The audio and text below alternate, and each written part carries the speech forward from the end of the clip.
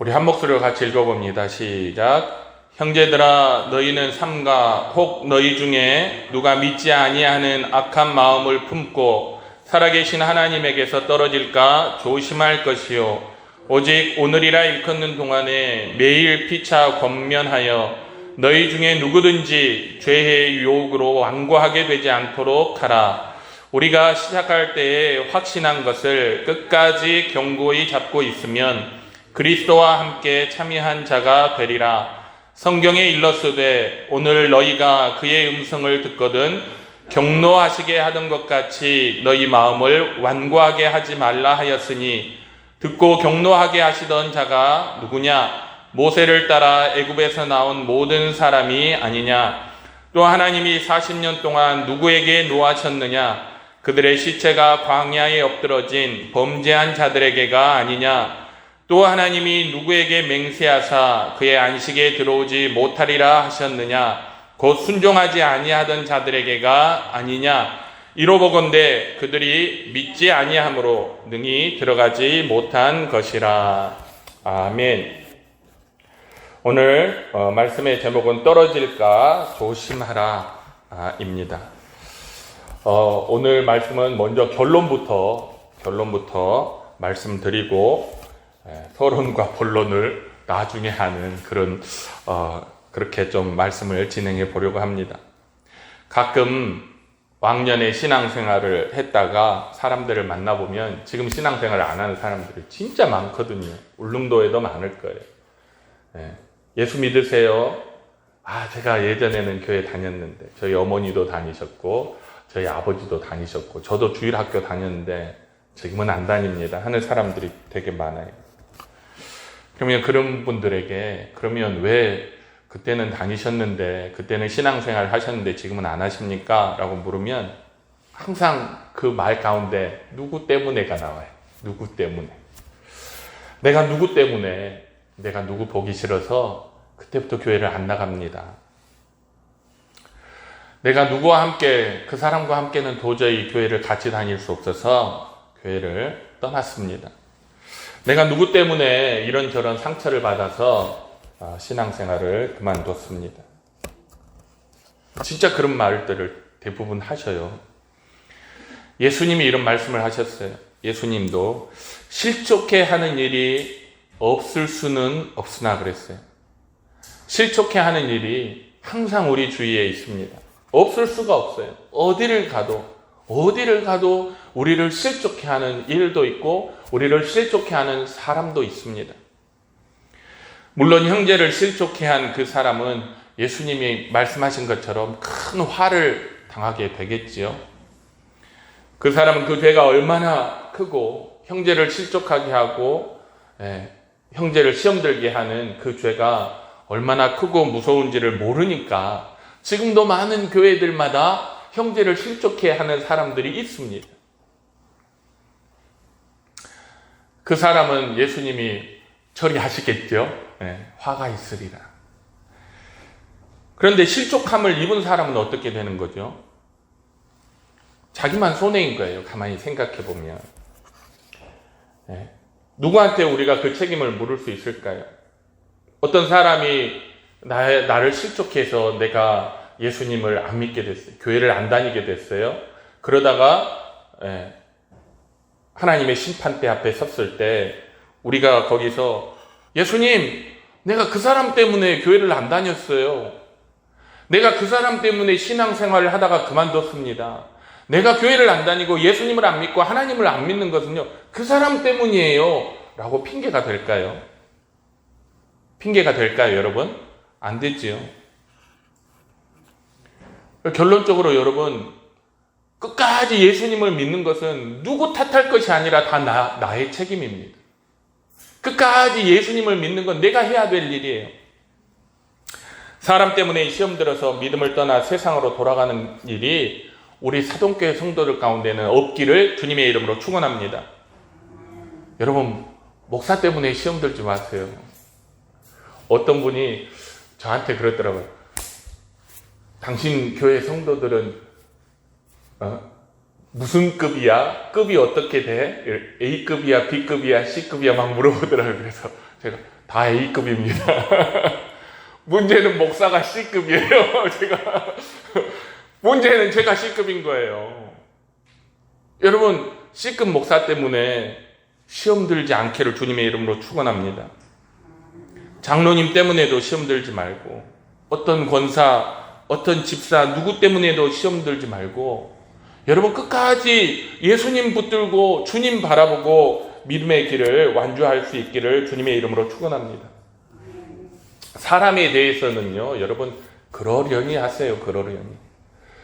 세상을 조금 살다 보니까 세상에 수많은 종류의 사람이 있다는 걸 알겠더라고요. 다 저 같지도 않고요. 다 이해할 수도 없어요. 그러니 사람에 관해서는 그러려니 그런가 보다 그냥 하세요. 성경에 의하면 어떤 사람에게도 소망은 없습니다. 그렇기 때문에 우리는 사람을 보고 신앙생활을 하는 것이 아니라 예수님을 바라보고 하나님을 바라보고 끝까지 신앙생활 하시기를 주님의 이름으로 축원합니다. 또 세상엔 사람 외에도 우리를 실족해 하는 일들도 되게 많습니다. 인생의 고난과 역경이 우리를 실족해 해요. 어느 날 갑자기 찾아온 질병이 우리를 실족해 합니다. 어젯밤에도 급하게 연락이 왔어요. 고향 친구한테서. 누구누구 우리 친구 가운데 어떤 친구가 5월 달에 암 수술하니까 기도해 주라. 갑자기 찾아온 질병이 우리를 실족해 해요. 예전 교회에서도 어느 집사님이 목사님 신방해 주세요 해서 갔더니 평소와는 다르게 얼굴 표정이 어둡더라고요. 집사님 무슨 일이세요? 병원에 갔더니 암이래요. 그래서 그 집사님이 수술을 했어요. 그리고 같이 또 남편 집사님이 또 병원에 검사를 했더니 또 똑같은 암이에요. 그래서 두 분이 다 같이 암 수술하고 병원에 앉아 계시는 거예요. 그런 일들을 겪으면 우리의 믿음이 막 흔들려요. 사랑하는 사람을 잃은 아픔이 때로는 우리를 실족하기도 합니다. 그러나 여러분 그 모든 일들은 우리가 어떻게든 믿음으로 극복해 나가야 할 일이지 믿음을 떠나서 세상으로 돌아가는 이유가 되지는 않습니다. 하나님, 제가 그때 그 일 때문에, 제가 그때 그 병 때문에, 제가 그때 그 사건 때문에 제가 하나님을 떠났습니다. 변명이 되지 않는 거예요.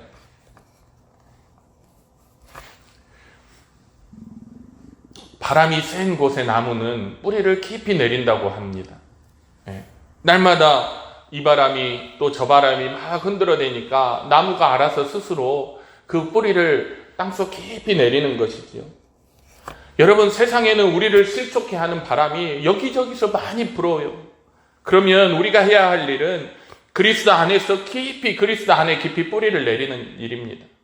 그 바람에 떠내려가지 않도록, 그 바람에 실족하여 날려가지 않도록 예수님 안에 저 깊이까지 뿌리를 단단히 내리고 그 세찬 바람을 이겨내야 하는 것이 우리 신앙인의 삶이에요.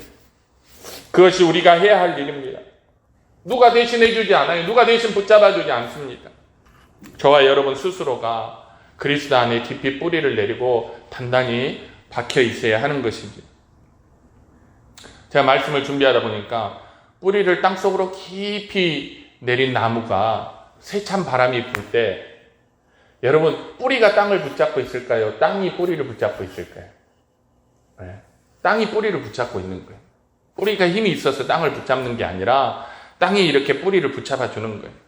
마찬가지로 예수님 안에 우리가 믿음의 뿌리를 깊이 내리고 있으면 세상에 수많은 바람이 불 때 예수님이 우리를 붙잡아 주십니다. 넘어지지 않도록, 바람에 날아가지 않도록, 실족하지 않도록.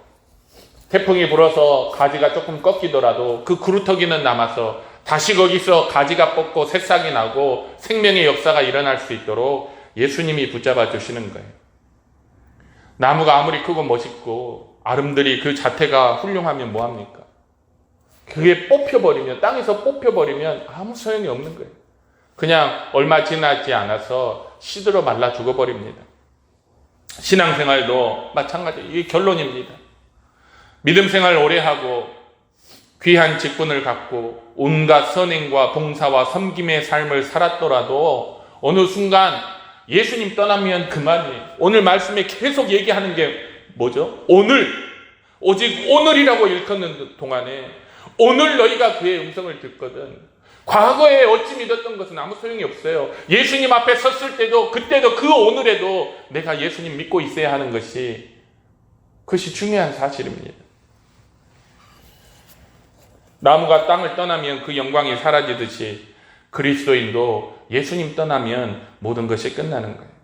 그래서 오늘 사도가 히브리 성도들에게 경고하는 거예요. 권면하고 있는 거죠. 12절에 보니까 형제들아 너희는 삼가 혹 너희 중에 누가 믿지 아니하는 악한 마음을 품고 살아계신 하나님에게서 떨어질까 조심할 것이요.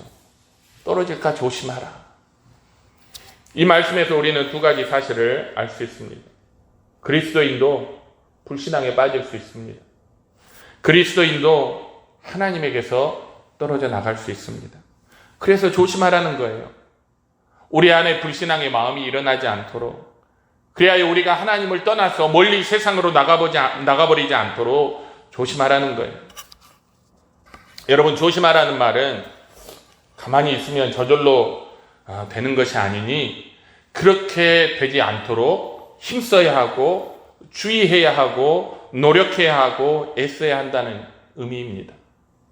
여러분, 가만히 있으면 그렇게 되기 쉬우니 가만히 있지 말라는 거예요. 오늘 이 시대의 교회와 성도들에게 너희들 가만히 있으면 안 돼. 가만히 있으면 너희에게 불신앙이 역사하고 너희가 결국 하나님을 떠나게 될 가능성이 높으니 가만히 있으면 안 된다는 뜻이죠. 흐르는 강물에 우리가 몸을 맡기고 있으면 가만히 떠내려가듯이 우리 신앙생활이 아무것도 하지 않고 그냥 가만히 있으면 그 안에 불신앙의 마음이 일어나고 점점 하나님으로부터 멀어지는 것이 자연스러운 일이에요. 가만히 있어도 될 일 같으면 여러분, 대마처럼 세상으로 나가서 멸망하는 사람이 아무도 없겠지요. 네. 예수님 믿다가 예수님 떠나서 세상에 떠돌아다니는 사람이 이렇게 많을 수가 없을 거예요. 우리가 강물에 떠내려가지 않으려면 힘을 다해서 물살을 거슬러 올라가야 하는 것처럼 여러분, 우리 신앙도 세상이라고 하는, 세상 풍조라고 하는 이 물살을 거슬러 올라가기 위해서 힘쓰고 애써야 한다는 사실을 기억할 수 있기를 주님의 이름으로 축원합니다. 오늘 본문에 보면 이스라엘 백성과 오늘날 성도들의 두 가지 공통점이 있어요. 첫 번째는 이들 모두가 하늘의 부르심을 받았어요. 이스라엘 백성들도 하늘의 부르심을 받았고 히브리 성도들도 하늘의 부르심을 받았고 오늘 이 시대의 교회도 하늘의 부르심을 받았어요. 또 한 가지는 그들이 모두 거룩하게 구별되었어요. 1절에 3장 1절 우리가 지난주에 보았던 말씀에 그러므로 함께 하늘의 부르심을 받은 거룩한 형제들아 그랬어요. 무슨 뜻입니까? 이들은 하나님께로부터 큰 은총을 받았습니다. 하늘의 부르심을 받은 거예요. 하늘로부터 거룩하게 구별되었습니다. 아무나 받을 수 없는 아주 특별한 은혜를 받았다는 뜻이에요. 그런데 구약 성도들을 보면요, 여러분, 그들이 모세를 따라서 출애굽했다고 해서 전부 다 약속의 땅에 들어갔습니까? 모세 따라서 출애굽한 사람들이 전부 다 약속의 땅에 들어갔어요? 못 들어갔습니다. 진짜 충격적인 사실은요, 단 2사람 빼고 나머지는 전부 광야에서 죽었어요. 2명만 약속의 땅에 들어간 거예요. 2명만. 왜 이런 일이 일어났습니까? 왜? 19절에 보면 이로보건대 그들이 믿지 아니함으로 능히 들어가지 못한 것이라.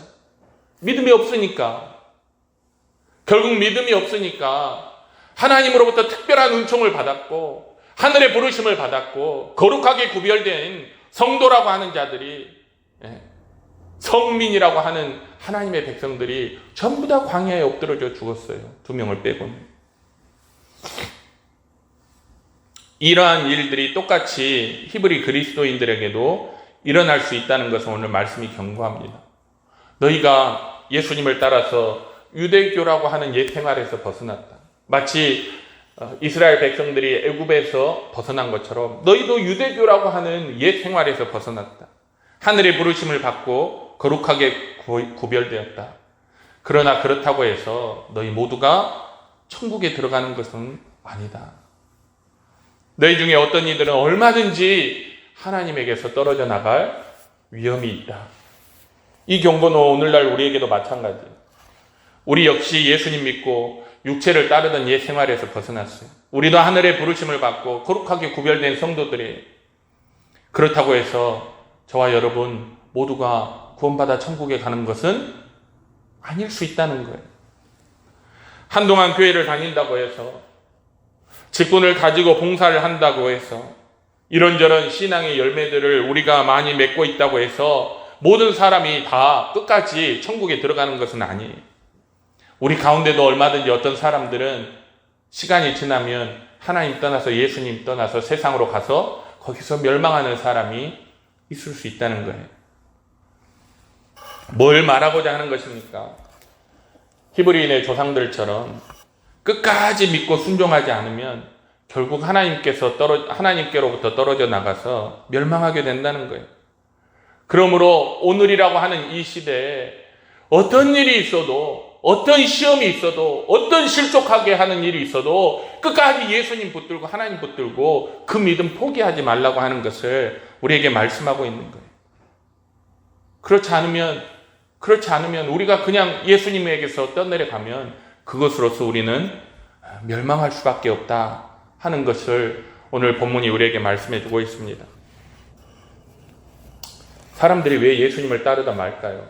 저는 이 말씀을 준비하다가 생각을 해봤어요. 사람들이 왜 예수님 따르다 말까요? 왜 교회 다니다 말까요? 네. 왜 시험 들면 교회를 떠날까요? 문제는 그거예요. 왜 실족해 하면, 왜 사람 때문에 교회를 떠날까요? 왜 어떤 일 때문에 교회를 떠날까요? 저는 몇 가지 이유가 있다고 봐요. 첫 번째가 무엇입니까? 확신과 믿음이 부족합니다. 신앙적인 지식과 신학이 부족한 거예요. 히브리서 5장 12절에 보면 그들에게 이런 말씀을 하는 거죠. 때가 오래되었으므로 너희가 마땅히 선생이 되었을 터인데 너희가 단단한 음식은 못 먹고 젖이나 먹어야 할 자가 되었도다 그랬어요. 여러분, 대충 알아서 버틸 수 있는 것이 세상에 있습니까? 이 세상에 얼마나 전문성을 가지고 있냐 하는 것이 끝까지 가냐 못 가느냐를 결정하는 세상 아니에요. 세상에 전문성 없이 대충 해가지고 끝까지 갈 수 있는 게 별로 없습니다. 생각해 보니까 사람들은 이 세상에서 생계를 위해서 버는 일, 돈을 버는 일에 있어서는 굉장히 전문적이에요. 여러분 다 전문적이잖아요. 그렇죠? 여러분의 직업이 다 전문적이잖아요. 그런데 여러분 영혼을 지키는 일에 있어서는 아마추어도 안 되는 거예요. 아마추어는 무슨 말입니까? 초보인 거죠. 오늘 사도가 히브리 성도들에게 그 말을 하고 있는 거예요. 너희가 세상의 모든 일은 전문적으로 하면서 왜 예수님을 믿고 하나님을 믿는 그 일에 있어서는 초보의 수준을 벗어나지 못하느냐. 신앙적인 이해가 항상 제자리인 거예요. 10년 전에 하나님을 알던 것과 지금 하나님을 알던 것이 똑같아요. 10년 전에 예수님을 믿는 것과 지금 예수님을 믿는 것이 똑같아요. 10년 전에 성경을 아는 것과 지금 성경을 아는 것이 똑같아요. 발전이 없어요. 여러분 10년 동안 발전이 없으면 세상에 어떤 직업도요 유지할 수 없어요. 잘립니다. 우리 육신을 위해서 먹고 사는 일은 우리가 늘 우리 자신을 개발하고 발전시키는데 우리 영혼이, 아니 영생이 걸려있는 우리 신앙의 문제에 있어서는 우리는 발전하지 않고 항상 제자리는 거예요. 제자리면 다행이에요. 뒷걸음질 치죠. 그러다 보니까 믿음도 부족하고 확신도 부족해요. 집사님 오늘이라도 그 세상 떠나면 천국에 들어가실 확신이 있습니까? 모르겠어요, 목사님. 모든 것을 우리의 신앙을 뒷받침하는 그 신학도 부족하기 때문에 여러분 얕은 돌밭에 떨어진 씨앗이 햇볕이 나면 타버리는 것, 우리의 신앙과 신학이 그만큼 초보 수준에 있기 때문에 어떤 사람이 나를 힘들게 하면, 어떤 일이 나를 어렵게 하면 타버리는 거예요. 우리 신앙이 흔적도 없이. 언제 내가 예수님 믿었냐 하는 것처럼 세상으로 나가버리는 거예요. 신앙서적은 여러분 출판을 안 해주는 거 아세요? 예전에는 조금 해줬어요. 목사님들이 설교집을 가지고 가면 출판을 해줬는데 이제는 출판을 안 해줍니다. 왜 안 해줄까요? 안 팔리니까. 신앙서적은 안 팔려요. 신앙서적을 읽는 사람도 없습니다. 신학서적 읽는 사람은 더더욱 없고요. 그래서 신학교에서 신학서적을 사야 되는데 그걸 출판을 안 해주니까 옛날 책을 복사해서 쓰는 현실이. 기독교 고전을 읽는 사람도 없습니다. 제가 목사님들 많이 모였을 때 한번 여쭤봤죠. 목사님들 기독교 고전 읽으세요? 아니요. 아무도 안 읽으시더라고요. 그래서 책을 좀 읽자고 하면 무슨 말을 하냐면 성경이면 된다고. 성경 읽으면 되지 무슨 책을 읽어. 여러분, 그러면 하나님께서 왜 우리 믿음의 선조들을 통해서 그런 신앙서적과 신학의 서적들을 믿음의 유산으로 후대에 남겨주실까요? 여러분, 성경을 아는 것도 중요하고 기도하는 것도 중요해요. 그러나 좋은 신앙서적을 통해서 성경에 대한 이해를 넓히고 신학적인 지식을 얻는 것도 예배 못지않게, 여러분 기도 못지않게 중요해요. 그래서 어떤 신학자는 기도하는 시간보다 책 읽는 시간을 늘리라고 그랬어요. 우리는 책 읽는 시간은 다 포기하고 기도만 하잖아요. 우리가 이런 신앙과 신학에 있어서 책들을 읽어가면서 우리의 지식을 쌓아가야, 그래야 그리스도 안에 내리는 우리 믿음의 뿌리가 굵어지는 거예요. 더 깊이 내려가는 것이죠. 여러분, 지금 우리가 아주 얕은 뿌리로 버티고 있는 것이 하나님의 은혜예요. 제가 우리 교회에 화분이 한 10개 되는데 몇 개 이렇게 화분 분갈이를 해보니까요, 등치는 산만해 저만 해요. 근데 뽑아보니까 뿌리가 요만하더라고요. 아, 이게 못 자라는 이유가 있구나. 아무리 영양제를 줘도 말라 죽는 이유가 있구나. 그리스도인 화분에 심어진 나무처럼 딱 뽑아보면 뿌리가 요만한 거예요. 그러니 아무리 은혜를 받아도, 부흥 집회를 통해서 좋은 훌륭한 목사님을 통해서 아무리 은혜를 받아도 말라 죽는 거예요. 계속 더 자라지 못하고, 더 열매 맺지 못하고, 더 굵어지지 못하고 그냥 그러는 거예요. 그런 우리를 이렇게 붙들어 주시는 게, 우리가 그래도 버티고 있는 것이 그래서 하나님의 은혜라는 것이죠. 왜 또 교회를 떠날까? 왜 또 신앙을 떠날까? 세상에 대한 미련 때문이에요. 두 번째, 창세기 19장 24절에 보면 소돔과 고모라에 하나님께서 유황불을 내리실 때 롯의 가족들이 탈출을 해요. 그 소돔을 벗어나서 앞에 보이는 산으로 도망을 가는데, 그때 누가 뒤를 돌아봅니까? 롯의 아내가 딱 뒤를 돌아보고 그 순간 소금 기둥이 되는 그 말씀이 창세기 19장에 있어요. 왜 돌아봤을까요? 왜? 소돔에 두고 온 것이 너무 아까운 거예요. 소돔이라고 하면 그때 가장 화려한 도시 아닙니까? 그 도시에서 멋지게 살던 자기의 삶을 두고 가는 게 너무 아쉬운 거예요. 그래서 뒤돌아보는 거죠. 우리도 롯의 부인처럼 지금까지 누려왔던 것, 우리에게 만족을 주던 모든 것, 세상과 세상에 있는 모든 것들에 대한 사랑과 미련 때문에 예수님 따르다가 어느 순간 뒤를 돌아보는 거죠. 그리고 예수님을 떠나게 되는 거예요. 예수님 따르는 일이 조금만 힘들 것 같으면 그거 그냥 중간에 멈춰서 옛날로 돌아갈래. 이스라엘 백성들이 그랬잖아요. 이스라엘 백성들이 왜 애굽으로 가고 싶었는지 아세요? 다시 광야에 나왔다가 다시 애굽으로 돌아가고 싶었잖아요. 두 가지 이유 때문이었어요. 첫 번째, 애굽에 있는 떡. 두 번째, 애굽에서 있었던 고기 가마. 돌아가고 싶은 이유가 두 가지예요. 떡과 고기. 우리도 예수님 따르다가 돌아가고 싶은 이유가 있어요. 여러 가지. 세상에서 즐거운 일들. 세 번째, 왜 떠나서 돌아갈까요? 주님을 따르면서 오는 고통이 있기 때문이에요. 히브리 조상들이 광야에서 이 불신앙이 어디서 왔을까요? 이 광야에서 당하는 고통에서 왔어요. 먹을 음식도 마실 물도 햇볕을 가려줄 그늘도 없으니 거기서 뭐가 생겨요? 불평과 불만이 생기고, 그래서 결국 하나님에 대해서 반기를 드는 거죠. 하나님을 믿고 따라 나왔더니 결국은 물 없는 상황입니까? 결국은 사막이에요? 결국은 굶는 일입니까? 결국은 정갈과 여러 독충입니까? 이렇게 생각한 거예요.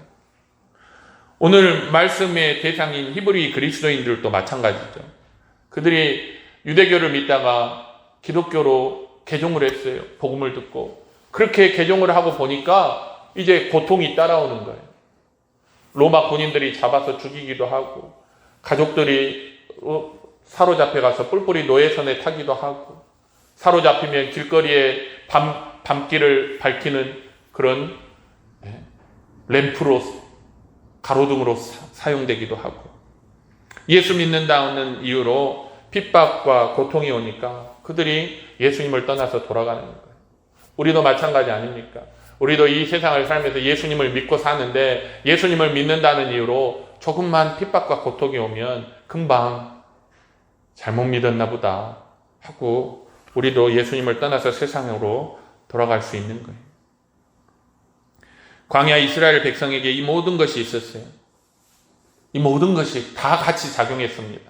하나님을 잘 몰라요. 초보 수준이.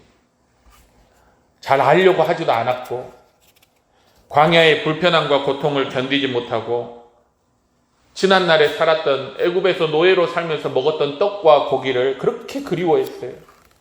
그러다가 우상에게 마음을 빼앗겼고, 결국 이 모든 것으로 인해서 그들은 하나님을 믿지 않고 광야에 다 엎드러져 죽었습니다. 오늘 이 말씀이 우리에게 세 가지 교훈을 주는 거죠. 여러분, 이 세상을 살면서 모든 유혹과 시험을 물리치시기 바랍니다. 그리고 하나님 말씀에 순종하시고, 그리고 끝까지 포기하지 말고 믿음을 지키라는 거예요. 그런데 이걸 어떻게 해요?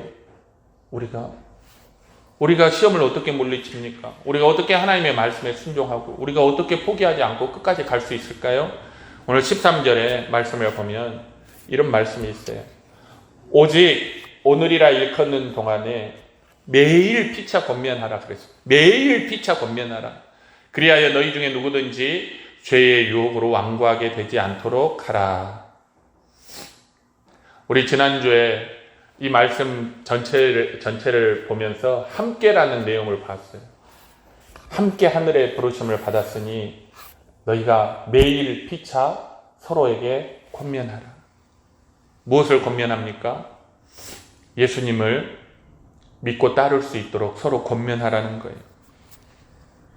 예수님께서 우리를 위해서 하신 일이 무엇인지, 예수님의 십자가가 우리에게 어떤 의미가 있는지, 그로 인해서 우리에게 어떠한 유익과 소망이 있는지를, 그런 것을 깊이 생각할 수 있도록 성도들이 서로 피차 권면하라는 것이죠. 사람으로 인해 시험에 든 사람에게, 그런 형제에게 사람 보지 말고 하나님 바라보라고 권면하고, 인생의 어려운 문제를 만나서 실족해서 내가 하나님 믿었는데 결국 이거밖에 안 돼 하고 낙담한 사람에게도 그래도 끝까지 하나님을 바라보라고, 우리를 구원하실 이는 하나님밖에 없다고 하나님 바라보라고 권면하고, 끝까지 하나님을 믿고 구원받을 수 있도록 서로가 서로를 권면하라는 것이죠. 마치 히브리서 기자가 히브리 그리스도인들에게 하듯이 우리도 서로에게 피차 권면하여 서로가 세상의 유혹과 불신앙에 빠지지 않도록 지켜주라는 것이죠. 그래서 1절 말씀에 함께라고 하는 것을 그렇게 강조했던 거예요. 여러분, 교회는 함께라는 말은 함께 밥 먹고 함께 즐거운 삶을 살아가는 것이 아니라 함께 서로 피차 신앙을 돌아봐주고 권면해서 어떤 사람도 악으로 빠지지 아니하고 믿음에서 떠나지 않도록 서로 붙잡아주라는 의미입니다. 사랑하는 성도 여러분, 우리 주변을 돌아보시기 바랍니다. 누구를 시험 들게 하는 사람이 되지 말고 누군가를 붙잡아주는 성도들이 되시길 주님의 이름으로 축원합니다. 어떤 사람을 실족해 하는 사람이 아니라 실족한 사람을 붙잡아주는, 말씀으로 권면하고 위에서 기도함으로 그 사람을 붙잡아주고 함께 끝까지 하나님의 나라까지 함께 갈 수 있는, 그 일을 감당할 수 있는 교회와 성도들이 되시길 주님의 이름으로 축원합니다. 기도하겠습니다. 사랑과 은혜가 충만하신 아버지 하나님, 감사합니다. 아무리 하늘의 부르심을 받고 거룩하게 구별되었다 할지라도 우리가 어느 순간 예수님을 떠나면 그건 아무것도 아니라는 것을 오늘 말씀을 통해서 배웁니다. 그러면 어찌 해야 됩니까? 우리 피차 서로를 돌아보아서 서로를 실족하게 하고 서로에게 시험 들게 하는 그런 사람이 아니라 그런 이들을 붙잡아 주어서 끝까지 주님 앞에 함께 갈 수 있는 믿음의 형제들이 되라고 오늘 말씀하셨사오니, 주여 우리가 교회를 섬기고 하나님 나라를 향해 나아갈 때 피차 서로를 권면하여 끝까지 격려하고 함께 갈 수 있는 교회와 성도들이 다 될 수 있도록 주님 축복하시고 인도하여 주시옵소서. 감사드리며 예수님의 이름으로 기도드립니다.